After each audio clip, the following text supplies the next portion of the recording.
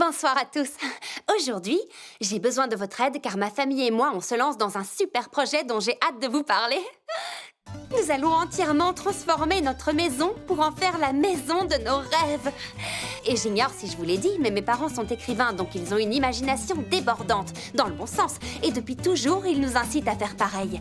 Mais surtout, ce qu'il y a de plus génial avec mes parents, c'est qu'ils n'ont pas peur d'utiliser cette imagination et d'en faire quelque chose.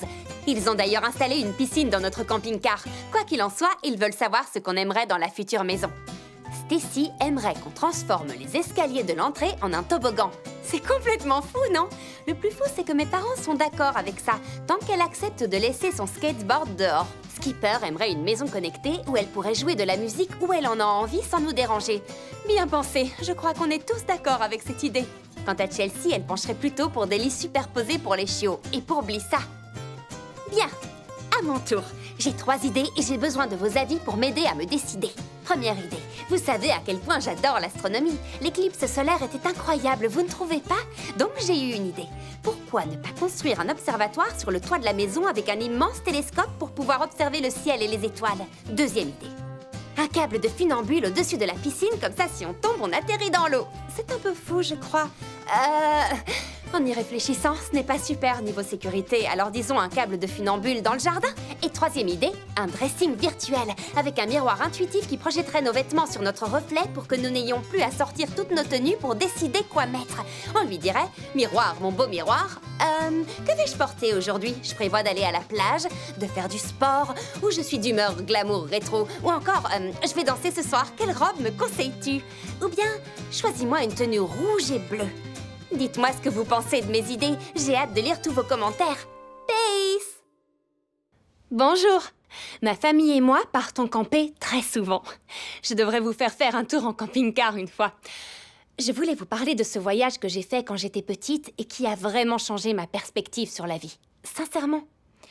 Nous avions fait une randonnée dans le parc et on avait établi un camp au milieu d'un pré qui était entouré de sapins. Et ma mère m'avait donné une paire de jumelles et nous avions pu observer un nombre fou d'animaux. Nous avons vu un cerf tacheté de blanc et des lapins aux oreilles très longues et une multitude de magnifiques oiseaux qui voletaient dans les arbres. Je me sentais vraiment bien à ce moment-là.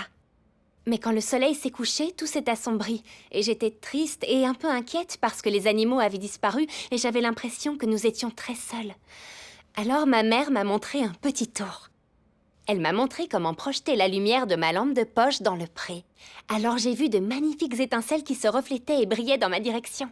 C'étaient les yeux des cerfs, des lapins et de tous les petits animaux adorables que l'on avait vus qui nous entouraient. Ils n'avaient donc pas disparu et je n'étais pas toute seule non plus. Je vous raconte ça parce que je veux parler de l'intimidation. J'avoue, le rapport entre les deux choses ne semble pas évident, mais attendez un peu. J'ai beaucoup pensé à ceux qui intimident dernièrement. Vous savez, ce ne sont pas seulement des personnes qui vous taquinent ou qui vous empêchent de vous sentir bien. Ils peuvent être aussi des amis qui essaient de vous faire faire quelque chose qui vous met mal à l'aise ou quelque chose que vous trouvez injuste. Et parfois, la chose la plus difficile à faire est de partir. Parce que lorsqu'on part ou qu'on dit non, on se sent alors très seul, comme si vous perdiez un ami ou un groupe d'amis. Donc, chaque fois que je me sens comme ça, je repense toujours à tous ces animaux qui gambadaient dans le pré. Je pense alors à tous mes amis, à toute ma famille et à vous tous, ma communauté du monde entier. Parce que même si vous n'êtes pas physiquement avec moi, je ne me sens jamais seule. Et vous me donnez du courage. Nous pouvons partir d'un endroit et s'en sortir. Nous pouvons nous opposer à tout ce qui nous semble injuste. Parce que nous ne sommes jamais seuls. Alors, si parfois vous vous sentez fragile, effrayé ou seul, pensez seulement à toutes les étincelles qui brillaient dans le pré. Pensez à tous les amis que vous avez partout dans le monde et que vous n'avez peut-être même pas encore rencontrés. Parce que quand on s'éloigne des gens intimidants, ils deviennent tout petits. Et notre monde devient alors plus grand. Peace! Si toi ou quelqu'un que tu connais est harcelé, c'est mieux d'en parler à un adulte de confiance, comme un professeur ou un membre de ta famille. Tu dois savoir que tu n'es pas seul.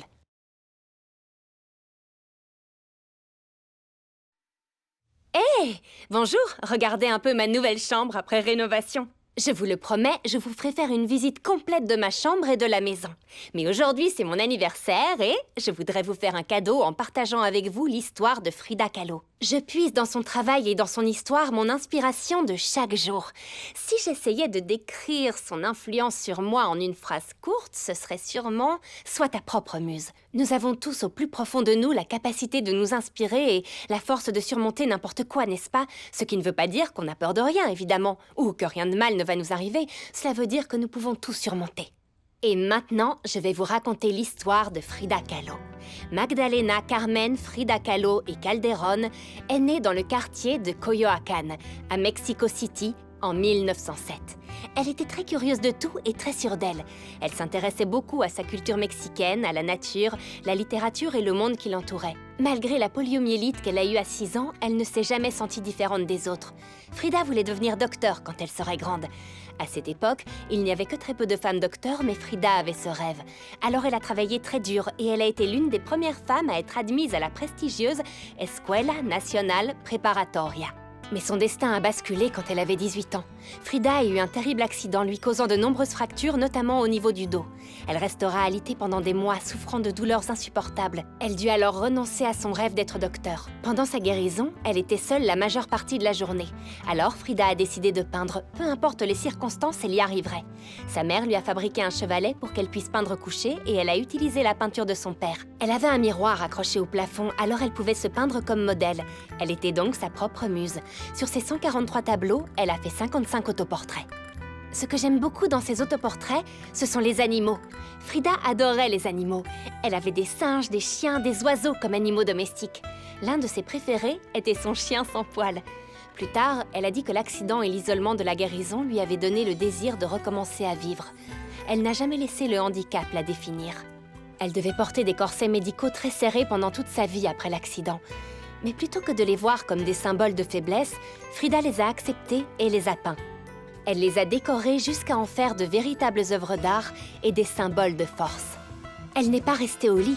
Elle a continué à peindre et est devenue l'une des artistes les plus célèbres et les plus aimées du Mexique en continuant à mener une vie trépidante. Son travail et son point de vue ont inspiré le monde entier. Elle a été la première artiste mexicaine du XXe siècle à qui le musée du Louvre de Paris a acheté un tableau. Frida a accepté son destin avec amour et passion. Elle a toujours cru qu'elle était capable de tout. Et c'est ce qui lui a donné la force de surmonter les obstacles de sa vie. On peut le voir dans son œuvre. Soyez votre propre muse. Vous êtes qui vous êtes. Et c'est ce qui fait votre beauté et votre force. Écrivez la vie que vous voulez mener. Peignez le monde comme vous le voyez. J'aime Frida Kahlo.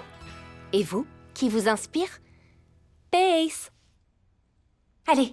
D'accord. Coucou. Alors, peu de gens le savent, mais Ken et moi avons commencé à cuisiner ensemble depuis que nous avons 8 ans. C'est ça? Environ. Et justement, aujourd'hui, nous allons faire des essais culinaires pour trouver la recette parfaite pour les Barbie, cupcakes. pour faire des cupcakes parfaits, il va nous falloir des œufs. Ah oui, tu as raison. Je reviens. Oh, mais ce que nous voulions vraiment vous montrer, c'est que la pâtisserie n'est pas seulement un art, c'est aussi une science. Oui, la pâtisserie, c'est de la chimie, pas vrai? Totalement. Et le défi que nous allons tenter de relever, Barbie et moi, c'est plutôt que nous voudrions des cupcakes un peu différents. Oui, moi je les aime très moelleux. Et moi, j'aime que les miens soient spongieux, avec plein de petits trous à l'intérieur. D'accord, alors nous allons utiliser la méthode scientifique pour trouver une recette parfaite pour chaque type. C'est juste, et après avoir cuisiné et mangé, je ne sais pas moi, des millions de Oui, cupcakes, beaucoup de cupcakes. au fil des ans, nous avons Énormément. constaté que la plupart des recettes sont essentiellement les mêmes, qu'elles suivent la même formule. Le sucre doit être égal ou inférieur à la farine, en poids, bien évidemment. Les œufs ajoutés au lait doivent être égaux à la farine. La matière grasse, que ce soit l'huile ou le beurre, doit être égale aux œufs. Pour les 2 recettes, vous devez utiliser les ingrédients suivants. Alors, vous aurez besoin de 3 tasses de farine, 2 tasses de sucre 240 g de beurre, ou 2 plaquettes de 120 grammes, plus 3/4 d'une tasse de lait, 4 très gros œufs, 2 petites cuillères de levure chimique, une petite cuillère d'extrait de vanille et une pincée de sel pour faire ressortir le goût. Oui, c'est toujours meilleur avec. Préchauffez le four à 180 degrés. Mais c'est la façon de mélanger les ingrédients qui peut être variable dans cette équation et qui peut faire toute la différence. Nous allons préparer chacun un récipient. Et observez le résultat. Première version. Vous devrez utiliser 2 récipients, un moyen et un grand. Mettez tous les ingrédients secs dans le bol moyen, c'est-à-dire la farine, la levure chimique, le sel, et mélangez-les. Pour ma recette, vous n'avez besoin que d'un récipient. Mettez 3 tasses de farine, ajoutez 2 petites cuillères de levure et une demi-cuillère de sel. Maintenant, dans le grand récipient, je vais mélanger les 240 g de beurre en morceaux avec le sucre. Utilisez du beurre doux que vous aurez laissé à température ambiante pour le ramollir.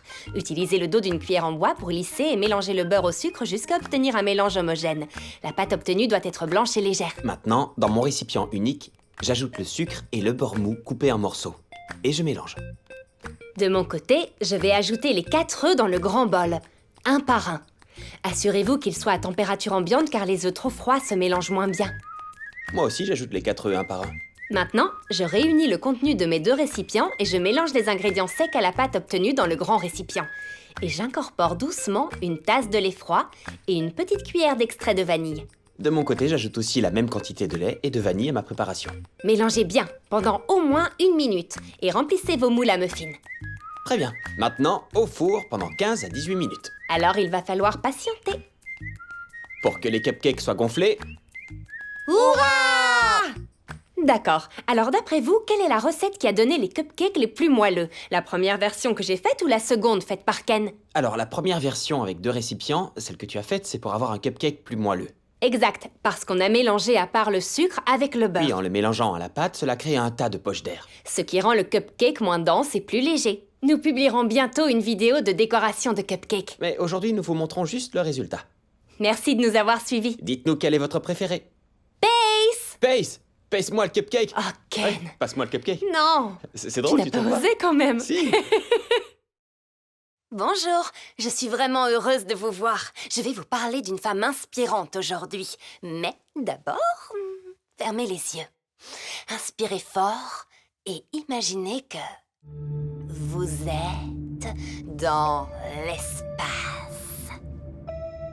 Je me demande ce que ça fait d'avoir les bras et les cheveux tout légers. De voir des objets en train de flotter et de bouger tout doucement et passer juste à côté de vous, et de se doucher, ou de prendre son dîner, ou de dormir, ou de faire des expériences. Maintenant, imaginez vivre comme ça pendant une période de 7 mois. Pendant 200 jours. Très bien. Alors, la femme d'exception dont je veux vous parler est... Tada! La pilote, ingénieure et astronaute de l'ESA, Samantha Cristoforetti. Elle a étudié les effets de la microgravité en intégrant la Station spatiale internationale, l'ISS, en 2015, pendant 200 jours. Ce qui fut le plus long séjour dans l'espace pour un astronaute européen jusqu'à présent, et qui plus est, le plus long vol spatial pour une femme astronaute. Il s'agissait de la mission Futura. L'une des choses que j'ai vraiment aimées chez la capitaine Cristoforetti, c'est tout ce qu'elle a partagé quand elle était dans l'espace avec tous les rêveurs que nous sommes. C'était une vlogueuse de l'espace. Elle nous a montré comment cuisiner, ce qui était très amusant car les aliments flottaient tout autour d'elle. Elle nous a fait visiter sa salle de bain et c'est là que j'ai appris que l'eau se colle à la peau comme des bulles toutes collantes parce que la tension de surface est différente dans l'espace. Oh, et comment dorment les astronautes? Ils dorment dans des sacs de couchage vraiment très confortables. Elle a pris de magnifiques photos de la Terre et nous les a partagées. L'une de ses préférées était celle de sa région, en Italie. La capitaine Cristoforetti est connue pour avoir dit « Osez voler ».